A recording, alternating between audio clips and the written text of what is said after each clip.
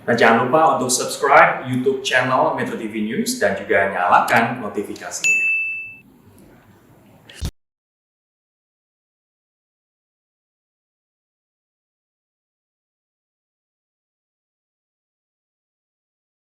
Editorial Media Indonesia, pemirsa, di segmen ini kita telah terhubung dengan epidemiolog UI, ada Pak Syahrizal Syarif. Pak Syahrizal, selamat pagi. Selamat pagi, Pak Sega dia. Ya, Pak Syahrizal, kalau dari data Pemprov DKI Jakarta terdapat 30 klaster yang berasal dari kementerian ataupun lembaga. Menurut Pak Syahrizal, ini apa yang menyebabkan penyebaran COVID-19 terjadi di kementerian, Pak Syarif? Ya, kita harus memahaminya dengan baik ya. Yang pertama, membaca laporan seperti itu. Sebetulnya yang pertama ya, kementerian itu sebetulnya sama saja kita melihatnya kepada klaster-klaster kantor yang lain ya. Nah, tapi kita harus hati-hati karena begini, dalam membaca data ya, kita hanya mendapat informasi mengenai laporan jumlah kasus dan tempat ya. Dan tempat kementerian atau kantor dan sebagainya. Tapi sebetulnya untuk data epidemiologis tidak cukup seperti itu gitu ya. Kita harus menelusurinya menurut faktor orang, tempat dan waktu ya. Jadi kadang-kadang kita menyebut satu klaster, bisa jadi belum tentu itu klaster ya. Karena syarat klaster itu sebetulnya kita harus dapat menemukan apa yang kita sebut sebagai kasus indeks, yaitu orang yang pertama kali terkena. Lalu kita juga harus membuktikan bahwa orang-orang yang lain itu adalah yang kita sebut dengan secondary case atau kasus sekunder.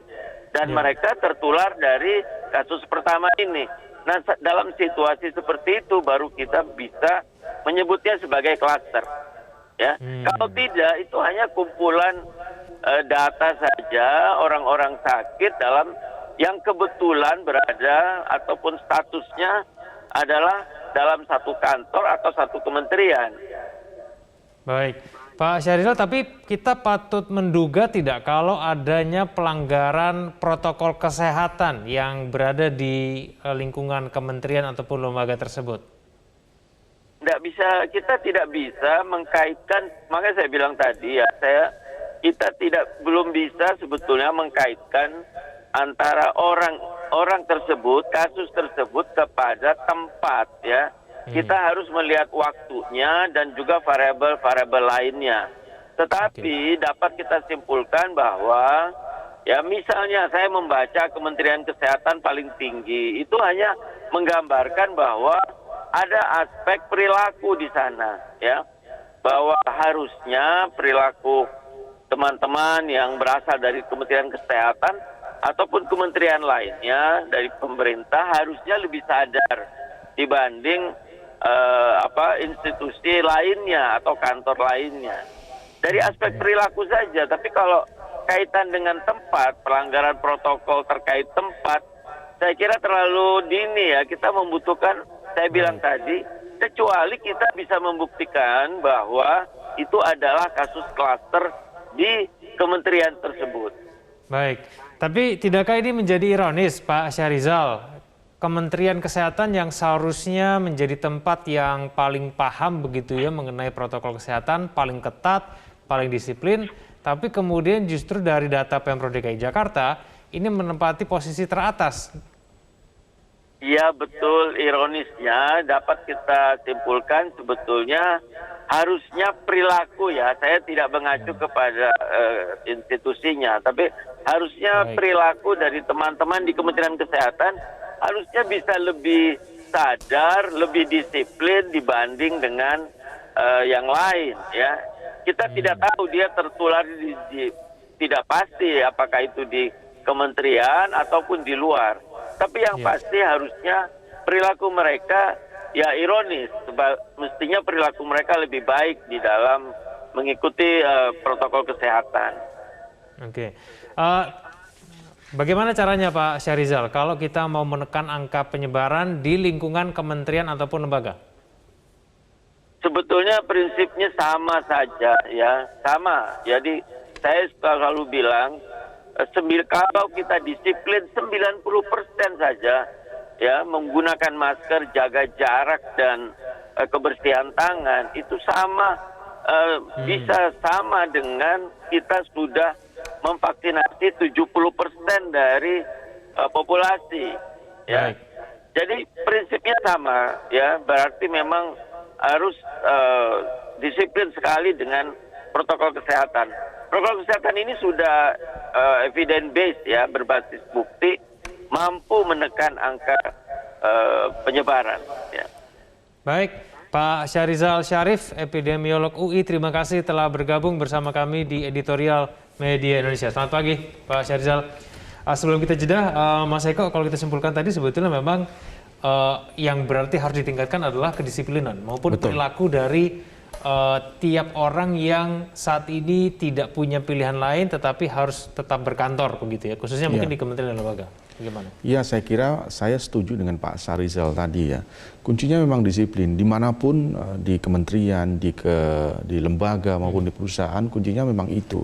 Jadi berulang-ulang memang harus dilakukan itu, bahwa yang pertama tuh jaga jarak, terus kemudian memakai masker dan lain-lain. Jangan berkumpul. Kalau bisa salaman terus harus jangan pakai tangan, terus kita pakai siku dan lain-lain. Itu kan menjadi hal-hal yang rutin yang sudah biasa dilakukan sebetulnya.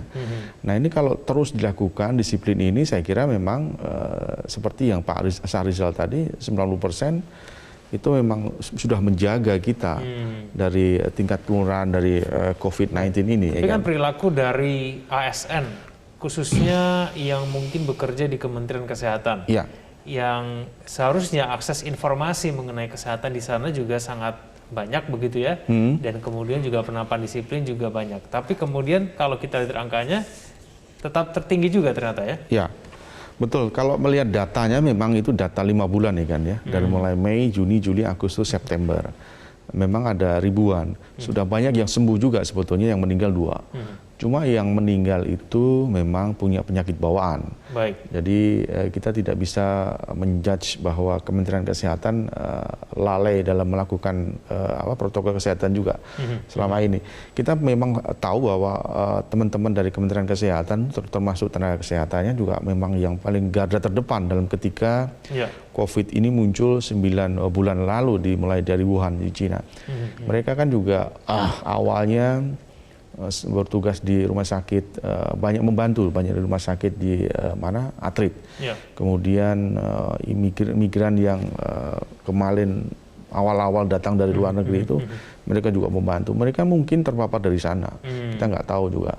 Tapi memang sekarang sudah banyak hal-hal yang sudah dilakukan di teman-teman di Kementerian Kesehatan maupun di lembaga yang lain. Jadi mudah-mudahan apa yang dilakukan oleh Pemprov DKI ya, dengan membatasi karyawan yang akan masuk ya, cuma 25% ya kan. Ini saya kira langkah yang bagus yang harus diikuti oleh semuanya, bukan hanya kementerian, lembaga, tapi perusahaan swasta. Jadi apa yang dilakukan oleh Pemprov DKI dengan menyegel atau perusahaan-perusahaan swasta itu, saya kira langkah yang bagus ini. Tapi dampaknya Mas Eko, sekarang kan orang memang masih terlalu jauh kalau kita mengkaitkan mengenai apakah ada peran institusinya ataupun tidak begitu dengan adanya penyebaran COVID-19 di sebuah lembaga ataupun sebuah kantor. Tapi kan ini dampaknya ketika orang melihat mengenai data dari Pemprov DKI Jakarta, mereka akan melihat bahwa Kementerian Kesehatan tempat yang seharusnya paling steril, tapi kemudian terjadi penularan banyak di sana. Mungkin tidak hanya Kementerian Kesehatan, tapi kemudian juga lembaga-lembaga yang lain, 30 kementerian dan lembaga ini juga nantinya akan dicap. Wah, ternyata orang-orang yang harusnya mematuhi protokol kesehatan saja tidak mematuhinya. Bagaimana kemudian memberikan contoh yang baik buat masyarakat begitu? Ya, saya kira semuanya sama ya. Kementerian, lembaga maupun perusahaan swasta, kuncinya yang saya sebutkan tadi, disiplin. Kalau mereka nggak disiplin, kita nggak akan pernah tahu lagi dari mana mereka akan dapat ya. Bisa saja terpapar. Jadi kalau kita nggak bisa langsung mengatakan Kementerian Kesehatan harusnya lebih safety dalam COVID-19 ini terbuktinya mereka juga paling banyak. Jadi kuncinya saya kira tadi yang saya sebutkan tadi adalah disiplin. Baik. Jadi bukan hanya Kementerian Kesehatan tapi juga kementerian lembaga-lembaga yang lain ya kan. Jadi kalau kita kembali ke COVID-19 ini kita bukan hanya di DKI saja. Ya. Kalau kemarin Pak Presiden Jokowi ada 9 provinsi kalau tidak salah ya di Pulau Jawa itu hampir semuanya kecuali kecuali DIY. Kemudian ada di Sumatera Utara, di Sulawesi Selatan, di Kalimantan Selatan, di Sumatera Utara, Bali, Papua. Jadi memang di daerah-daerah itu memang sekarang sedang tinggi.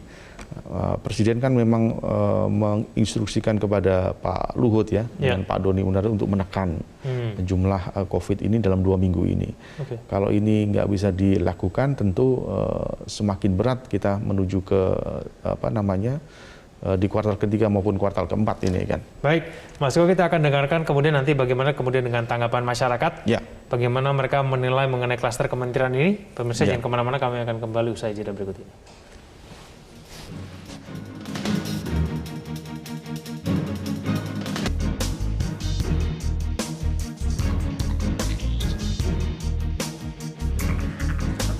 Kembali bersama kami di Editorial Media Indonesia. Kita akan mulai menyapa pelakon kita pada pagi hari ini. Pemirsa, yang pertama ada Profesor Budi Keliat dari Jakarta. Pak Budi, selamat pagi.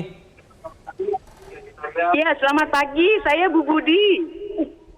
Baik, mohon maaf Ibu Budi Keliat dari Jakarta. Bu Budi, menurut Anda mengenai klaster kementerian, di mana kemudian Kementerian Kesehatan ini menempati posisi teratas dari penyebaran COVID-19 dari data DKI Jakarta seperti apa, Bu Budi? Baik, kembali lagi adalah ini perubahan perilaku. Sebenarnya di kementerian lebih mudah kita membuat perubahan perilaku. Karena pasti setiap orang itu ada atasannya, ada temannya. Perilaku ini butuh waktu untuk perubahan. Yang pertama, individu harus sadar. Yang kedua, orang di sekitarnya bisa mengingatkan. Sampai suatu ketika perilaku ini bisa menjadi perilaku otomatis. Kembali lagi, mereka ini juga bukan langsung ke tempat kerja. Di perjalanan pun harus juga diadakan aturan seperti itu. Begitu juga sejak dia dari rumah. Dan jika di 3 tempat ini sudah diingatkan, sudah tahu, diingatkan, kemudian setelah diingatkan jangan hanya dihukum, tapi kalau dia melakukan perilaku yang tepat, dia perlu diberikan pujian, dia perlu diberikan reinforcement, supaya perilaku itu bisa melekat dalam pikirannya, dan nanti itu akan menjadi otomatis. Diharapkan sebenarnya di kementerian-kementerian ini bisa menjadi contoh, karena kemungkinan mereka itu berubah perilakunya dengan cepat, karena diatur seperti tadi, itu akan lebih cepat. Tapi kalau hanya diberikan sanksi-sanksi saja, mungkin itu hanya sesaat. Tapi ini harus menjadi budaya di tempat kerja itu yang dipimpin oleh seseorang.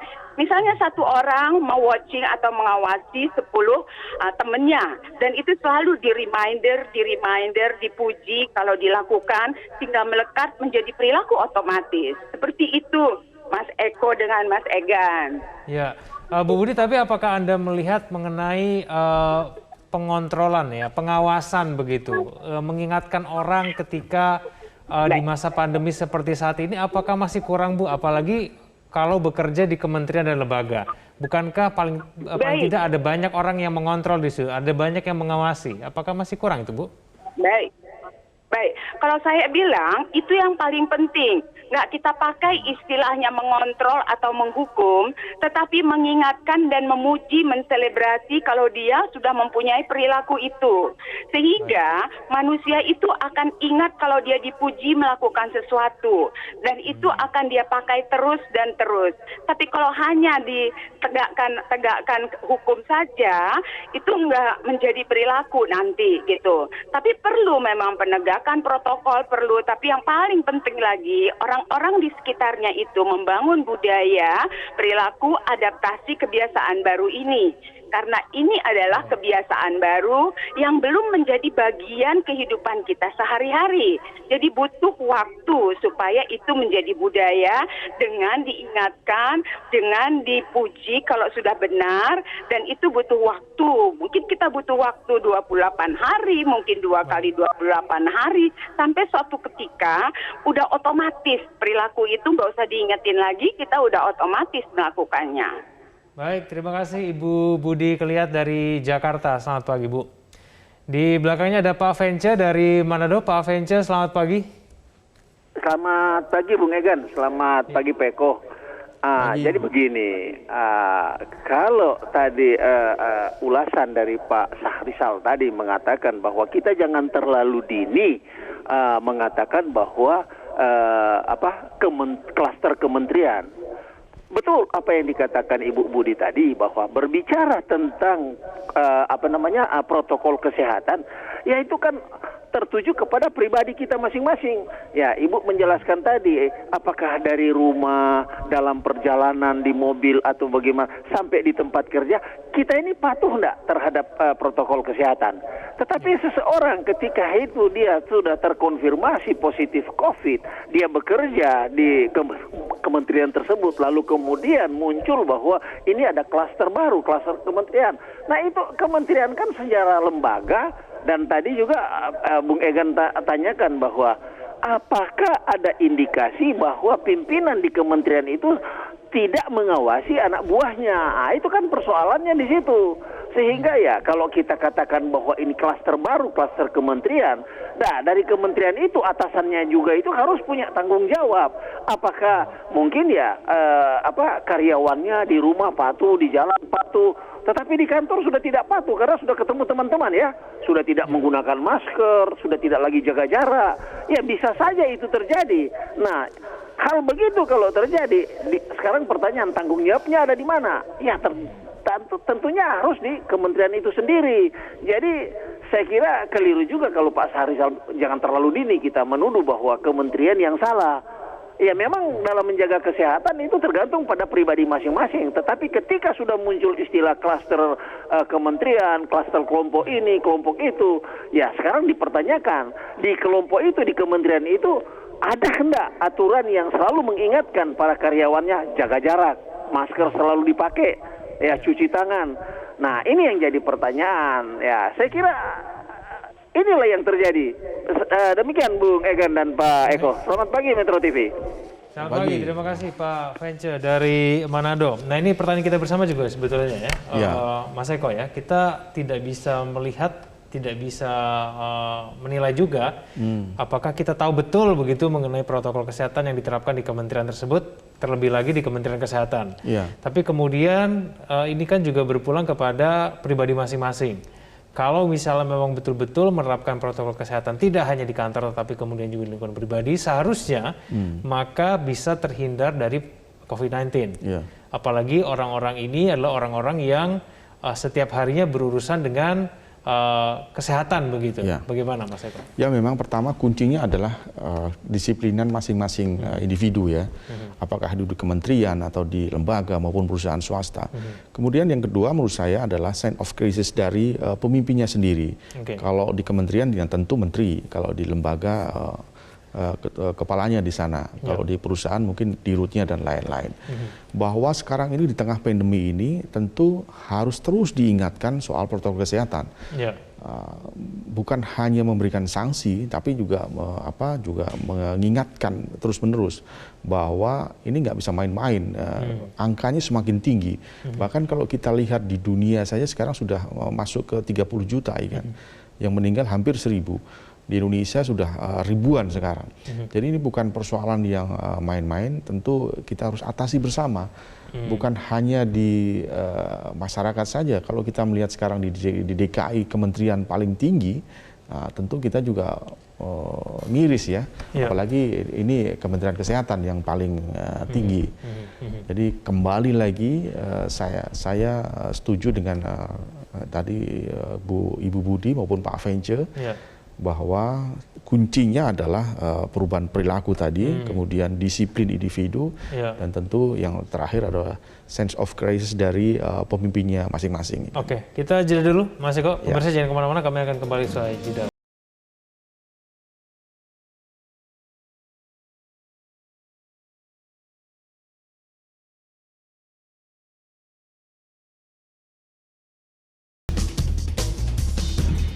Kembali bersama kami di editorial Media Indonesia. Mas Eko, kembali kita diskusi mengenai hal ini. Sebetulnya tanggung jawab siapa sih sebetulnya, Mas Eko? Apakah ini tanggung jawab pribadi atau tanggung jawab pemimpinnya di kementerian ataupun instansi lembaga tersebut, Mas Eko? Iya, campuran antara pribadi dan tentu pemimpinnya. Jadi begini, kalau di kantor kementerian lembaga, seperti yang saya bilang tadi bahwa seharusnya pertama, mereka yang memiliki riwayat penyakit bawaan tentu jangan dipaksakan untuk masuk ke dalam kantor. Dia lebih baik work from home, di rumah, bekerja di rumah. Kemudian mereka yang hanya sakit sedikit saja, misalkan batuk, pilek, dan lain-lain, tidak perlu dia masuk. Jadi memang harus clear orang yang masuk ke kantor itu ada orang-orang yang sehat. Tentu swab atau PCR itu harus dilakukan 2 minggu sekali kan. Tidak cukup dengan rapid. Karena kalau rapid itu memang tingkat akurasinya tidak bisa lebih dari 50% mungkin. Nah, jadi harus ada swab atau PCR itu. Nah, itu harus 2 minggu sekali. Nah, ketika semua syarat-syarat tadi dilakukan oleh kementerian, lembaga maupun perusahaan swasta, tentu akan meminimalisasi mereka yang bisa terpapar oleh COVID. Yang kedua, mungkin aturan yang dilakukan oleh pemerintah DKI untuk membatasi karyawan masuk ke kantor itu juga harus dipatuhi. Bahwa 25% dari seluruh total karyawan boleh masuk, sisanya memang harus kerja di rumah. Kenapa itu harus dilakukan? Memang kalau terlalu banyak orang masuk ke kantor juga terlalu berbahaya kan. Kalau mereka berkerumun, berinteraksi, kadang-kadang memang lupa memakai masker ya. Ketika kita makan, minum, kemudian ngobrol terlalu lama, akhirnya masker tidak dipakai. Ini menjadi salah satu penyebab COVID-19 itu bisa masuk ke badan kita. Jadi memang hal-hal yang sangat mendasar itu memang harus terus diulangi, terus dikasih tahu, terus diedukasi kepada siapapun, apakah itu kementerian, lembaga maupun perusahaan swasta, bahwa COVID-19 di Indonesia ini sekarang memang semakin tinggi kan. Kalau perusahaan swasta kan mungkin akan mendapatkan pengawasan langsung dari Pemprov DKI Jakarta. Mas Eko, ini kan berita hari ini Pemprov DKI Jakarta menutup sementara 23 perusahaan. Betul, ya. Tapi kalau kementerian lembaga ini wewenangnya siapa sebetulnya yang bisa mengawasi? Dari pihak luar ya, bukan dari pihak dalamnya. Ya memang kalau kementerian tentu menteri, tapi di bawah menteri kan juga banyak di level-level dirjen dan lain-lain. Yang mengawasi itu tentu harus mulai disiplin, bukan hanya dirinya sendiri, tapi juga kepada institusinya. Jadi yang saya sebutkan tadi, bahwa disiplin itu kuncinya adalah dari individunya dulu. Ketika pemimpinnya disiplin, menerapkan protokol kesehatan yang cukup ketat, tentu anak buahnya juga akan diperlakukan yang sama. Tapi kalau tidak, anak buahnya juga pasti akan hal yang sama. Nah, itu yang terjadi sekarang di kementerian, di lembaga, di perusahaan swasta itu. Tentu kita tidak ingin seperti Amerika, seperti Brasil, seperti India yang sudah banyak sekali terpapar. Kalau kita lihat ke Amerika itu sudah 6,6 juta, India 5,1, Brasil 4,5, Indonesia baru 200.000 sekian. Nah, kita jangan sampai seperti itu. Makanya hal-hal yang tidak perlu jangan kita lakukan, ya kan. Apakah keadaan seperti ini masih akan berlangsung hingga beberapa bulan ke depan, Mas Eko? Bisa jadi. Penambahan di kementerian, bisa jadi jika tidak melakukan protokol kesehatan yang lengkap, yang ketat, pasti akan terjadi penambahan itu, kan. Sambil kita menunggu vaksin COVID-19 ini diberikan kepada warga, kepada masyarakat, tentu kita harus membantu pemerintah daerah, pemerintah pusat maupun pemimpin kita kalau kita kerja di swasta untuk mentaati protokol kesehatan, ya kan. Baik, Mas Eko, terima kasih telah bersama kita pada pagi hari ini di editorial Media Indonesia. Pemirsa, COVID-19 tidak memilih target dan korban, siapapun juga tidak dapat luput dari serangan virus corona.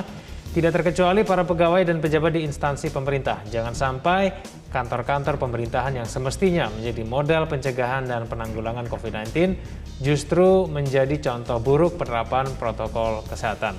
Terima kasih Anda telah menyaksikan editorial media.